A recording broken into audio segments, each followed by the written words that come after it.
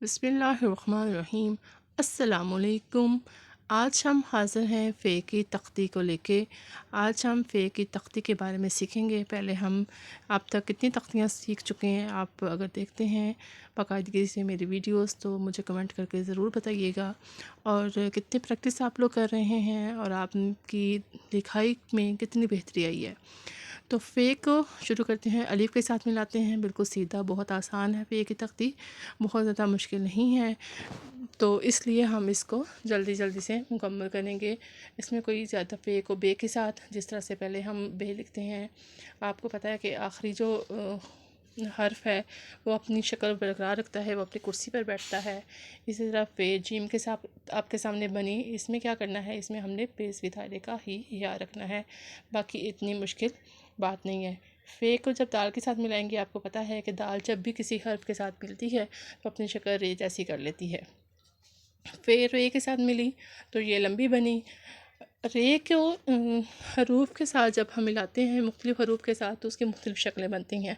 कभी वो सतर के ऊपर रहती है, कभी कभी वो लंबी हो जाती है। तो हम इसकी एक बाकायदा पूरी मशक करेंगे और उसकी एक तख्ती बनाएंगे इंशाल्लाह। फिर सीन के साथ जब मिला तो वही सीन का पहला सिरा थोड़ा सा बड़ा, फिर सीढ़ी की शक्ल में हमने नीचे आना है।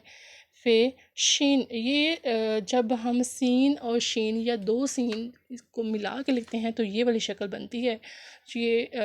इसकी मशक भी ज़रूर होनी चाहिए।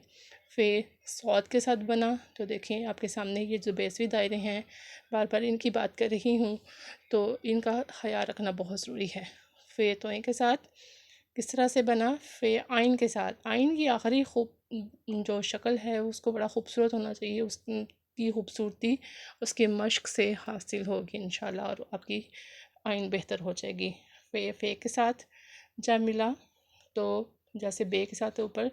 और एक देखें आप, एक चीज़ का ख्याल रखें कि जब फ़े को हम बना रहे हैं तो फ़े का दायरा जो है वो बहुत मोटा नहीं है, खुला हुआ नहीं है, ये बंद है और बहुत छोटा सा है।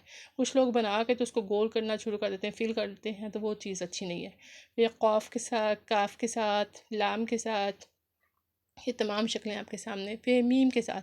अच्छा, मीम की जो तख्ती है उसमें भी थोड़ी ऐसी चीज़ें हैं जो सीखने वाली हैं, जिन पे मश्क की ज़रूरत होती है, क्योंकि उसमें गलात रह जाती हैं, तो इंशाल्लाह हम उसकी मश्क करेंगे। फिर नून के साथ देखें किस तरह से बना।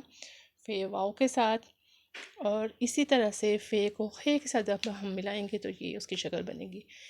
फ़े लाम अलिफ़, ये भी बहुत ज़रूरी है। इस बाकी हरूफ के साथ लाम अलिफ़ को जब मिलाते हैं तो वो कैसा बनता है, उसकी मशक ज़रूर करिएगा।